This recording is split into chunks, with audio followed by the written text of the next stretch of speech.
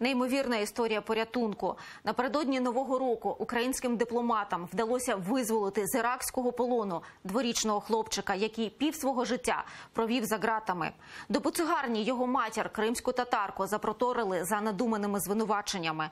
Нині вже після звільнення дитини українські дипломати усі зусилля докладають для звільнення матері. Бабуся обіймами зустрічає онука в аеропорту.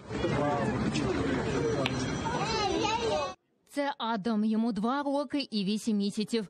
Половина свого життя він провів у полоні. Зараз малюк в безпеці в Україні.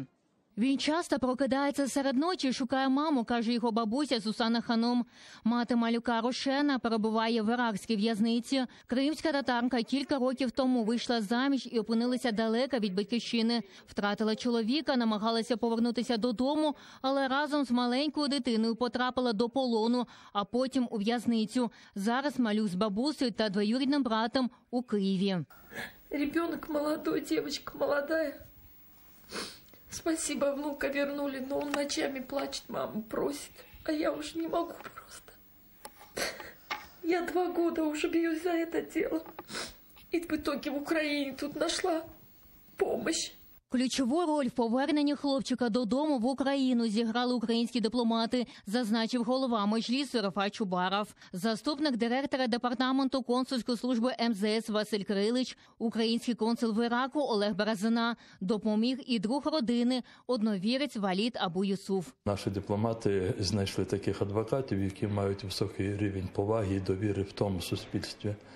І ми дуже поспішали, оскільки ми вже мали достовірні відомості про те, що цих дітей хочуть вивезти росіяни. І саме за Адамом вони теж приходили. Головне, що ми встигли. Ми встигли буквально на 1-2 дні.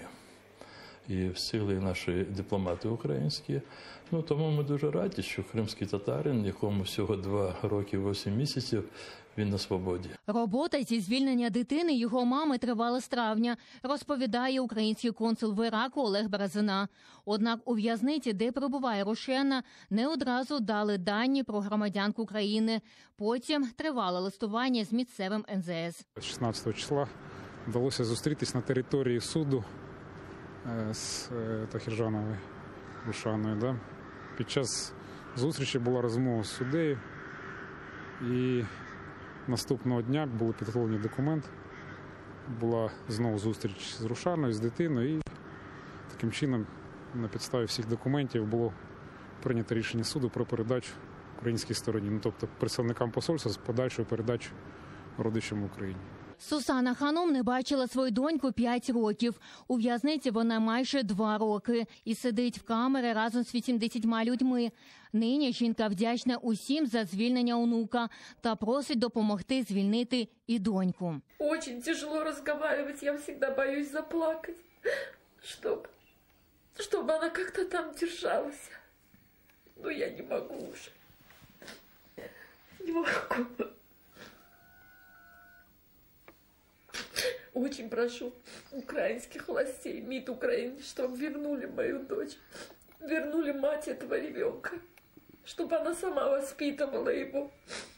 Ця робота триває, певнять українські дипломати. У неї вже є адвокат, який захищатиме її права. Адвокат вже у неї є. Наскільки це буде по часу і наскільки це буде результативно, це питання вже наразі я сказати не можу, але шанси є.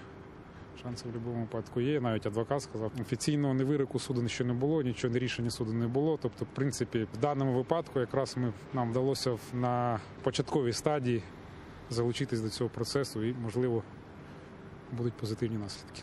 Ільвіна Сидбулаєва, Микита Проскурін, Заман, АТR.